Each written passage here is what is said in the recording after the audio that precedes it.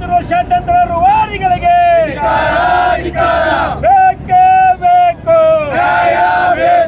ಬೇಕೇ ಬೇಕು, ನಮ್ಮ ಬೆಂಬಲ,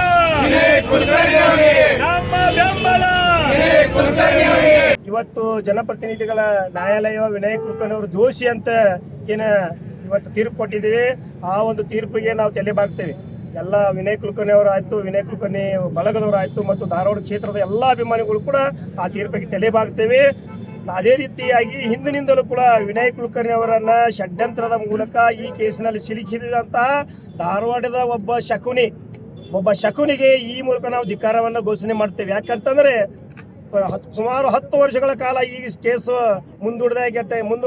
ಮುಂದೂಡಿಗಿದೆ.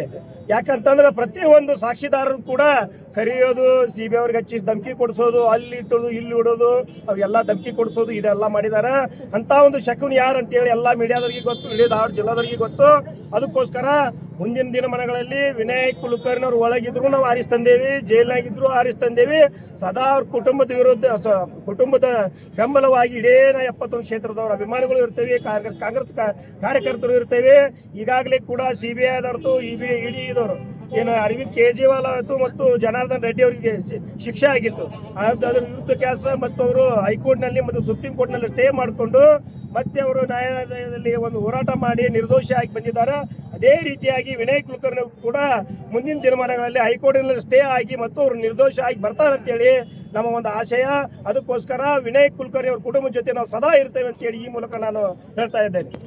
ನಮ್ಮ ಧಾರವಾಡದಲ್ಲಿ ವಿನಯ್ ಕುಲಕರ್ಣಿ ಅಭಿಮಾನಿಗಳು ಮತ್ತು ನಮ್ಮ ಕಾಂಗ್ರೆಸ್ ಎಲ್ಲ ಕಾರ್ಯಕರ್ತರು ಇವತ್ತು ಹೇಳೋದು ಏನಂತಂದ್ರೆ, ನಾವು ಇವತ್ತು ನ್ಯಾಯಾಲಯದ ವಿರುದ್ಧ ನ್ಯಾಯಾಲಯದಲ್ಲಿ ತೀರ್ಪು ಬಂದಿದೆ ವಿನಯ್ ಕುಲಕರ್ಣಿ ಅವರ ವಿರುದ್ಧ, ನಾವು ಅದರ ವಿರುದ್ಧವಾಗಿ ಪ್ರತಿಭಟನೆಯನ್ನು ನಾವು ಮಾಡ್ತಾ ಇಲ್ಲ. ಇದು ಸ್ಪಷ್ಟ.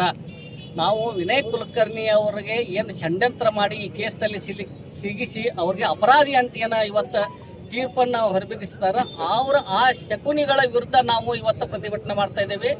ಅದಕ್ಕೆ ಇವತ್ತು ಏನಿಲ್ಲಿ ಆಗಿದೆ ಅದು ಮುಂದಿನ ದಿನಮಾನಗಳಲ್ಲಿ ಅವರು ಹೈಕೋರ್ಟಿಗೆ ಹೋಗಲಿಕ್ಕೆ ಪ್ರಯೋಜನ ಇದೆ.